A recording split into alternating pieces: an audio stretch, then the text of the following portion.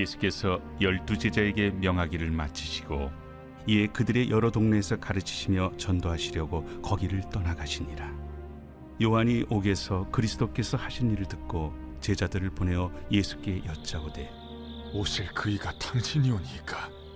우리가 다른 일을 기다리오리이까?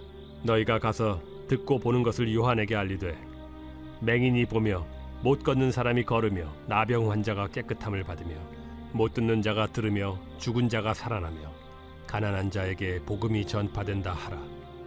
누구든지 나로 말미암아 실족하지 아니하는 자는 복이 있도다. 그들이 떠나매 예수께서 무리에게 요한에 대하여 말씀하시되 너희가 무엇을 보려고 광야에 나갔더냐? 바람에 흔들리는 갈대냐? 그러면 너희가 무엇을 보려고 나갔더냐? 부드러운 옷 입은 사람이냐? 부드러운 옷을 입은 사람들은 왕궁에 있느니라. 그러면 너희가 어찌하여 나갔더냐? 선지자를 보기 위함이었더냐? 옳다. 내가 너희에게 이르노니 선지자보다 더 나은 자니라. 기록된 바 보라, 내가 내 사자를 내 앞에 보내노니 그가 내 길을 내 앞에 준비하리라 하신 것이 이 사람에 대한 말씀이니라. 내가 진실로 너희에게 말하노니 여자가 낳은 자 중에 세례 요한보다 큰 이가 일어남이 없도다. 그러나 천국에서는 극히 작은 자라도 그보다 크니라. 세례 요한의 때부터 지금까지 천국은 침노를 당하나니 침노하는 자는 빼앗느니라. 모든 선지자와 율법이 예언한 것은 요한까지니 만일 너희가 즐겨 받을진대 오리라 한 엘리야가 곧 이 사람이니라. 귀 있는 자는 들을지어다. 이 세대를 무엇으로 비유할까? 비유하건대 아이들이 장터에 앉아 제동물을 불러 이르되 우리가 너희를 향하여 피리를 불어도 너희가 춤추지 않고 우리가 슬피 울어도 너희가 가슴을 치지 아니하였다 함과 같도다. 요한이 와서 먹지도 않고 마시지도 아니하매 그들이 말하기를 귀신이 들렸다 하더니 인자는 와서 먹고 마심에 말하기를 보라, 먹기를 탐하고 포도주를 즐기는 사람이요 세리와 죄인의 친구로다 하니 지혜는 그 행한 일로 인하여 옳다함을 얻느니라. 사랑하는 상당교회 성도 여러분, 오늘도 삶의 현장 곳곳에서 영상으로 예배하며 말씀 앞에 서신 여러분을 진심으로 환영하고 축복합니다. 여러분, 한 주간 평안하셨습니까? 우리가 평안을 묻지만 사실 이 질문에 우리 마음속에는 늘 크고 작은 질문들이 남아있지요. 열심히 신앙생활을 하다가도 문득 이런 생각이 들 때가 있습니다. 하나님, 정말 살아계신 것이 맞습니까? 내가 이렇게 기도하는데 왜 상황은 변하지 않을까요? 하나님이 나를 사랑하신다면서 왜 이런 고통을 주십니까? 평안이라는 단어를 보았을 때 나의 삶이 평안한가 라고 되돌아보면은 수많은 걱정과 근심으로 인하여서 우리의 삶이 과연 진짜 평안한지 우리는 되새겨 볼 수밖에 없습니다. 그리고 한편 혹시 이런 질문 때문에 죄책감을 느끼거나 믿음이 없다고 자책해 본 적도 있으십니까? 만약 그렇다면 오늘 말씀이 우리 함께하는 모든 성도님들에게 큰 위로와 소망이 되기를 간절히 바랍니다. 왜냐하면 예수님이 여자가 낳은 자 중에 가장 큰 자라고 칭찬하셨던 위대한 믿음의 사람, 세례 요한도 똑같은 질문을 던졌기 때문입니다. 오늘 이 본문을 통하여서 우리 인생의 밤을 지키시는 주님의 위로를 만나보는 이 시간 될 수 있기를 간절히 소망합니다. 첫 번째로, 의심은 죄가 아니며 다만 내 생각과 주님의 방식이 다를 뿐이라고 오늘 성경은 우리에게 말씀합니다. 오늘 본문을 보면은 아주 충격적인 장면이 나옵니다. 여러분, 세례 요한이 누구인가요? 요단강에서 예수님을 향하여 보라, 세상 죄를 지고 가는 하나님의 어린 양이로다 라고 가장 먼저 그리고 가장 확신 있게 외쳤던 사람이지요. 그런데 지금 그 요한이 감옥에 갇혀 있습니다. 헤롯 왕의 불의를 지적하다가 잡혀 들어간 것이지요. 캄캄한 감옥에서 요한은 기대했습니다. 메시아가 오셨으니 이제 곧 심판의 불을 내리시고 악한 헤롯을 쫓아내고 나를 구해 주시겠지. 그런데 들려오는 소문은 전혀 달랐습니다. 예수님이 심판은커녕 죄인들과 어울려 먹고 마시고 병자들만 고치고 다니신다는 겁니다. 요한의 기대와 예수님의 그 현실 사이에 엄청난 괴리가 생겨난 것이죠. 그래서 요한은 제자들을 보내서 이렇게 묻습니다. 오실 그이가 과연 당신입니까? 우리가 다른 일을 기다려야 하겠습니까? 여러분, 이 질문이 어떻게 들리십니까? 이런 의미겠지요. 예수님, 진짜 당신이 메시아가 맞습니까? 나 지금 너무 실망할 것 같습니다. 이런 투정 섞인 절규 아니겠습니까? 그런데 놀라운 것은 이어지는 예수님의 반응이지요. 요한아, 네가 어떻게 나한테 그럴 수가 있느냐? 너의 믿음이 그것밖에 되지 않느냐? 이렇게 꾸짖지 않으십니다. 예수님은 요한의 의심을 배신으로 보지 않으시고 고통으로 보내셨습니다. 그리고 아주 차분하게 대답하시지요. 오늘의 본문 4절과 5절 말씀입니다.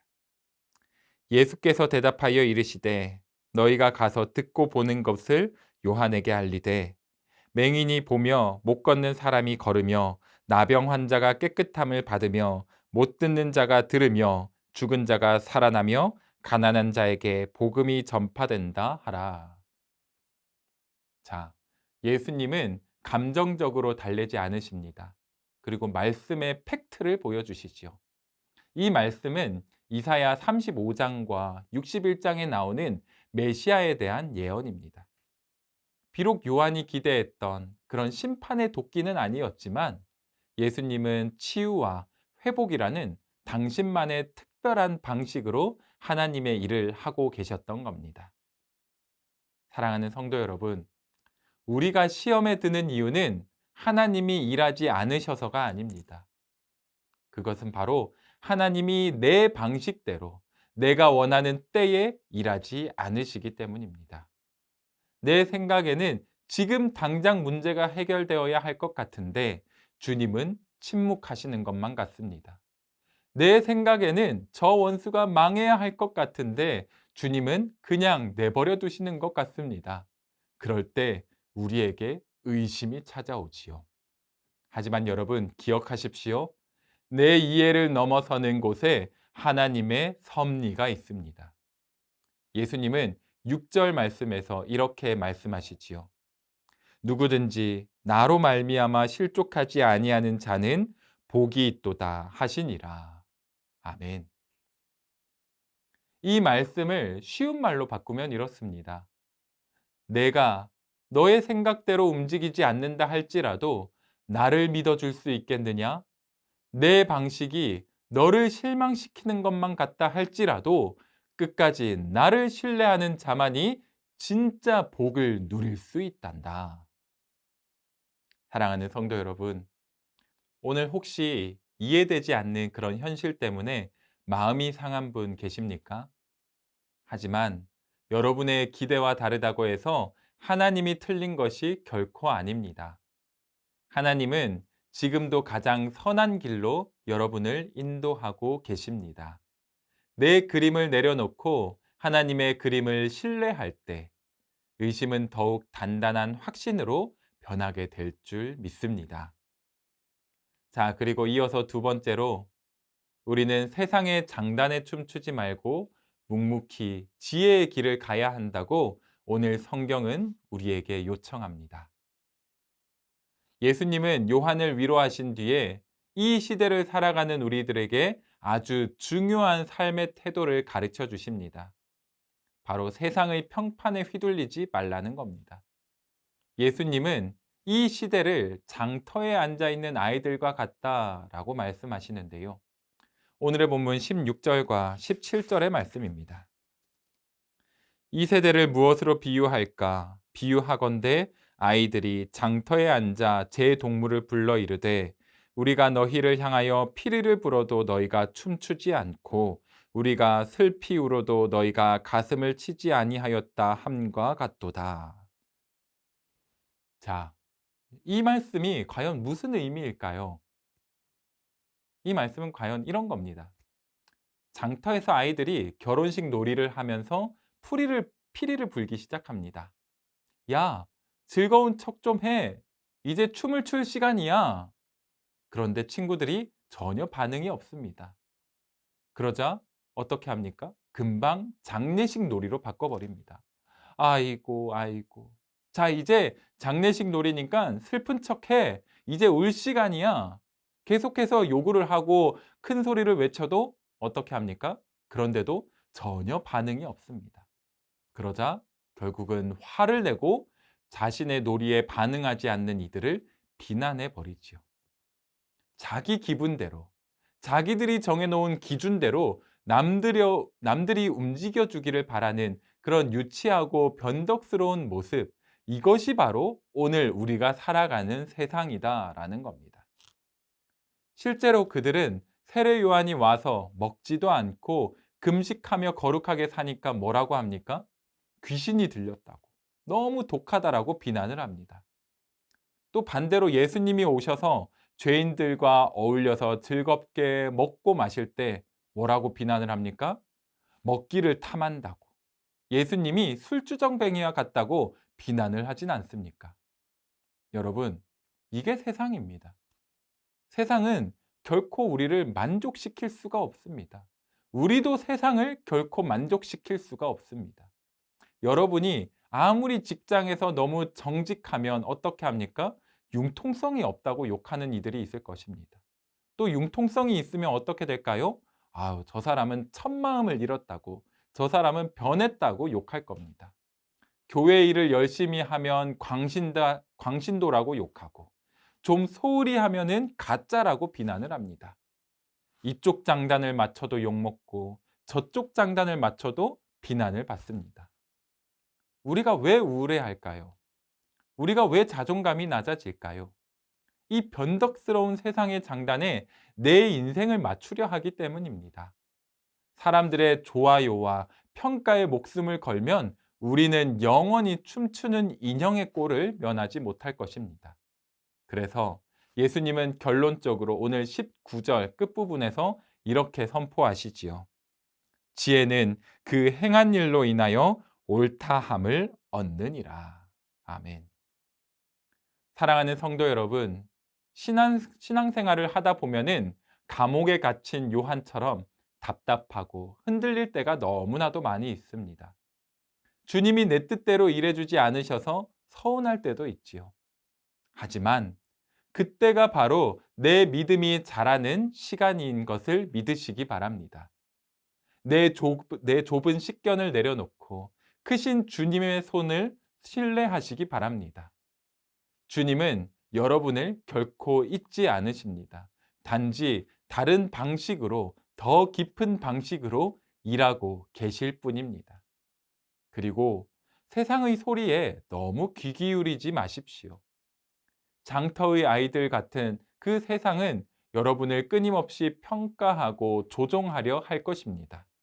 그들의 피리 소리에 춤추지 마십시오. 오직 예수님의 말씀에만 반응하시는 여러분 되시길 바랍니다. 묵묵히 주님의 길을 걷다 보면 언젠가 여러분의 삶에 맺힌 그 아름다운 열매들이 너가 정말 맞았다고, 너가 진짜 하나님의 사람이었다고 우리를 증명해 줄 그 날이 반드시 올 것입니다. 그 기대함 가지고, 그 간절함을 가지고 오늘 하루를 담대하게 살아가시는 우리 모든 성도님들의 귀하고 복된 오늘 하루 되시기를 주님의 이름으로 간절히 축복합니다. 함께 기도하겠습니다. 사랑이 많고 은혜가 충만하신 하나님 아버지, 세상은 우리를 좌로 흔들고 우로 흔들면서 그 세상의 잣대대로 살아가기를 계속해서 요구하고 있습니다. 그럴 때마다 세상의 입맛에 맞추어서 우리의 발걸음을 계속 움직이다가 결국은 넘어져서 우리를 구원하지 않으시고 우리를 인도하지 않으시는 하나님을 원망하는 그런 믿음 없는 우리들의 모습을 발견하게 됩니다. 하나님, 오늘 말씀을 우리 마음속에 잘 간직하게 하셔서 세상의 잣대대로 움직이는 자들이 아니라 하나님의 말씀대로 순종하며 움직이며 그 말씀을 온전히 우리의 삶 가운데 실천해내기로 애쓰는 그런 귀하고 복된 믿음의 권속들 될 수 있도록 주님 축복하시고 함께하시고 끝까지 인도하여 주시옵소서. 그리하여 우리 주님께 모든 영광 올려드리고 우리와 함께하는 모든 이들에게 지금도 살아 역사하시는 주님을 증거할 수 있는 그런 귀하고 복된 우리의 삶이 될 수 있도록 주여 함께하여 주시옵소서. 감사드리며 예수님의 이름으로 간절히 기도드립니다. 아멘.